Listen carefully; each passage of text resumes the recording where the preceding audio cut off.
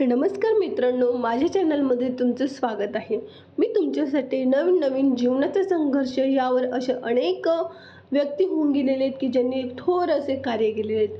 तुमच्यासाठी मी हा एक व्हिडिओ आणलेला आहे ज्यामध्ये लढवय्या मॅरेथॉन जीवनाचा अपघाती शेवट म्हणजेच की जे फौजा सिंग होते त्यांचं वयाच्या 114व्या वर्षी निधन झाले आणि त्यांची पूर्ण जीवनकथा मी या व्हिडिओमध्ये पूर्ण मांडलेली आहे।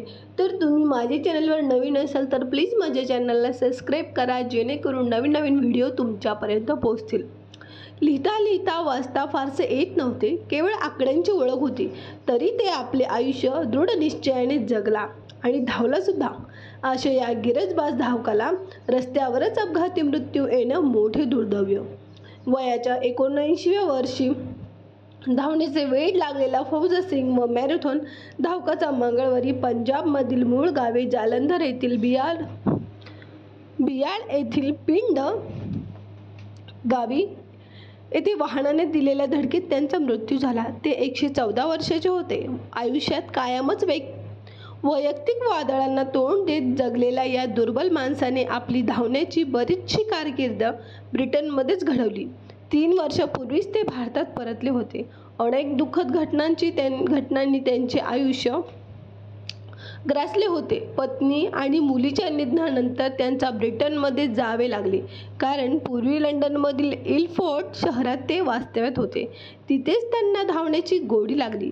ही गोडी इतकी वाढली की लंडन, न्यूयॉर्क, हाँगकाँग येथील प्रसिद्ध मॅरेथॉन शर्यतीत त्यांनी यशस्वी सहभाग घेतला। त्यांची ही धाव इतकी प्रेरक होती की 2012 लंडन ऑलिम्पिक स्पर्धेत ते उद्घाटन सोहळ्यात ज्योतवाहकांपैकी एक होते। शर्यतीमधून मिळालेला सर्व पैसा त्यांनी धर्मदायासाठी असा देऊन टाकला।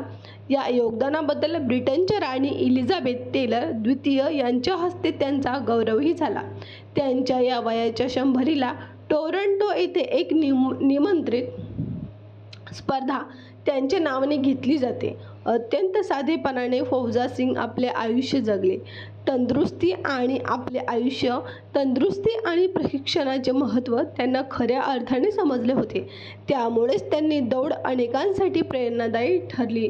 बघा, तर हा जो आहे हे जे काही प्रेरणादायी आहे तुमच्यासाठी, तर तुम्ही प्लीज हे ऐका जेणेकरून तुम्हाला पुढे तुमच्या आयुष्यामध्ये खूप काही संघर्षसुद्धा करावा लागेल। तर तुम्हाला खूप सारे संघर्ष यामधून तुम्ही शिकू शकता।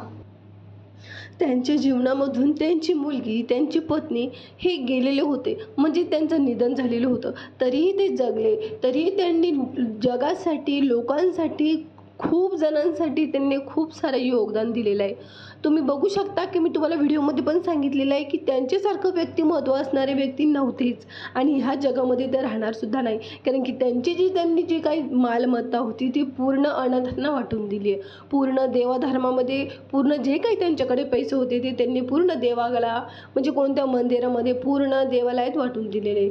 त्यांच्यासारखं योगदान असणारच नाही। तुम्ही यांचा संघर्ष जेव्हा वाचणार, यांचे व्हिडिओ खूप सारे आलेले, त्यावर तुम्ही त्यांचा संघर्षसुद्धा बघू शकता। आपल्यासारख्या व्यक्तींनी जर यांचा संघर्ष बघून जीवन जगायला सुरुवात केली तर निश्चितच आपल्यात पण काहीतरी बदल होतील।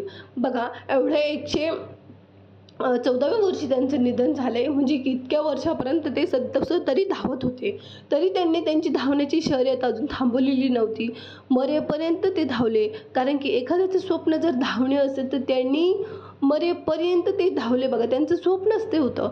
म्हणजे आपल्यासारख्यांचं जर स्वप्न एखादं वेगळं असू शकतं, पण आपण करतो का? नाही, आपण केलं पाहिजे। माझ्या मते आपल्याला जर एखादी आवड असेल तर आपण ती आवड सोडली नाही पाहिजे, त्यामध्ये अजून चांगल्या प्रकारे कसं केलं जाईल यावर लक्ष केंद्रित केलं पाहिजे। म्हणजेच की बघा, यांनी जसं की फौजा सिंग जसे होते, फौजा सिंगचं लक्ष एकच होतं की त्यांना धावण्यामध्ये खूप इंटरेस्ट होता।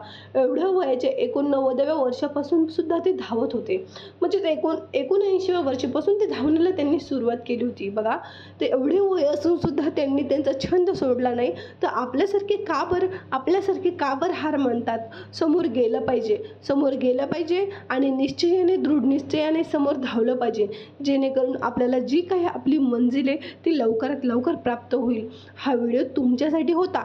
जर आवडल्यास लाईक करा, शेअर करा, सबस्क्राईब करा आणि असेच नवीन व्हिडिओ मी तुमच्यासाठी आणत राहीन। तर प्लीज तुम्ही माझ्या चॅनलवर नवीन असाल आणि प्लीज नवीन असाल तर प्लीज लाईक करा, शेअर करा, सबस्क्राईब करा.